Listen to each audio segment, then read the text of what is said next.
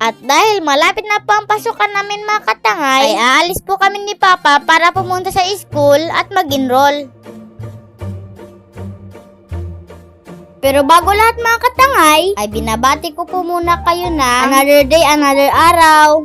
Sis, wait!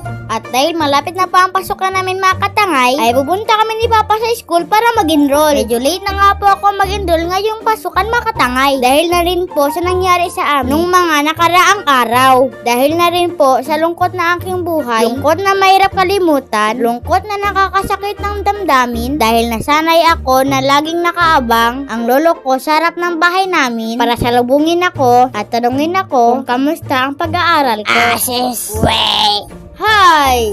Tama na nga ang katrabahan mga katangay dahil mas lalo lang po akong malulungkot mga katangay. Basta ang alam ko po na ang lolo ko ay kasama na ni Lord sa langit at hindi na siya papabayaan.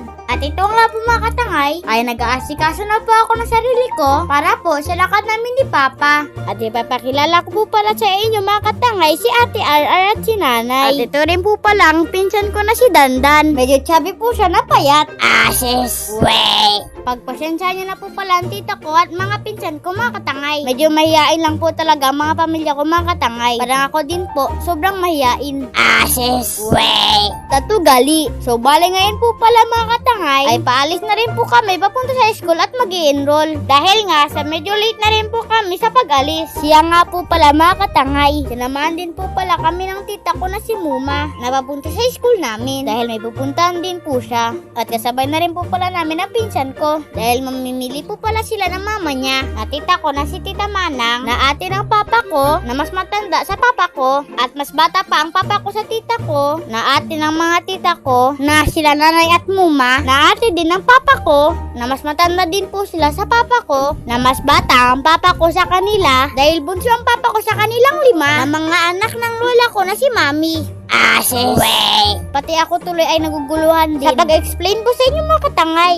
Sis, wait! At dito na rin po pala kami ni Papa sa school mga katangay. At para maka-enroll ako mga katangay, ay kinuha ko na rin po pala ang card ko sa dati kong teacher. Kaso nagkaroon po kami ng masamang bad news. Dahil wala po pala ang ibang teacher na papasahan ng card. Kaya ayun, di po ako nakapag-enroll at pinapabalik kami tomorrow. Kaya hinatid na lang namin nila Muma ang car niya sa car wash para malinisan. Animan kunda to. Hello mga katangay, pauwi po kayo kami sa bahay. Nagpa-carwash po kasi si Muma, yung tita ko po. Papunta po kami sa bahay, uwi na po kami. Malapit lang po kasi bahay namin, naglakad na lang po kami. Bye! Hello mga katangay, ngayon po papunta po kami sa bahay, masyado po maputik. Ganito po kasi naman mga bato po. Nadudulas po kasi kami. Ito po yung daanan namin. Diyan po. Tamad din po kami maglabas po kasi maputik masyado. Kailangan po ng service namin kasi madulas delikado po dito. Yun lang po. At sa paglalakad namin sa daan ang papasok sa amin na sobrang putik mga katangay, karating na rin po kami dito sa bahay. At kung mapapansin nyo po pala, putik po ng daanan namin ay medyo basa pa ang tubig mga katangay. Sis, wait!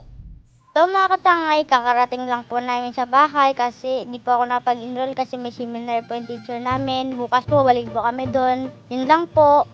Abangan niyo na lang po ang susunod kong video mga katangay. Muli, ako po si Jayden. Uy, saglit lang. Di pa ako tapos. Sige, sabihin ko na lang kahit ilang video. Walang matigas na kape sa mainit na tinapay. Sis, wait!